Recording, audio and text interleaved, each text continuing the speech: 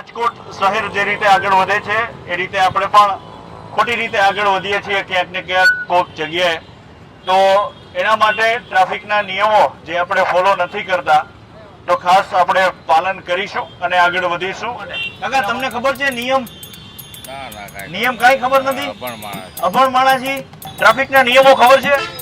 5 નિયમો મને વાત જણાવો જે સામાન્ય છે એકદમ. સિગ્નલ આવે ઊભું રહેવું જોઈએ. સિગ્નલ આવે ત્યારે ઊભું રહેવું જોઈએ. વન વે માં નહીં જવાનું. સિગ્નલ બંધ હોય તો ક્રોસ નહીં. સિગ્નલ રોંગ સાઈડમાં ન જવું રોંગ જોઈએ. સાઈડમાં ન જવું જોઈએ. ડ્રાઇવિંગ લાયસન્સ ફરજિયાત. ડ્રાઇવિંગ લાયસન્સ ફરજિયાત. કાર ચલાવતો હોય તો સીટ બેલ્ટ પહેરવાનું કારમાં. પછી ડ્રિંક કરીને વાત ન કરવી.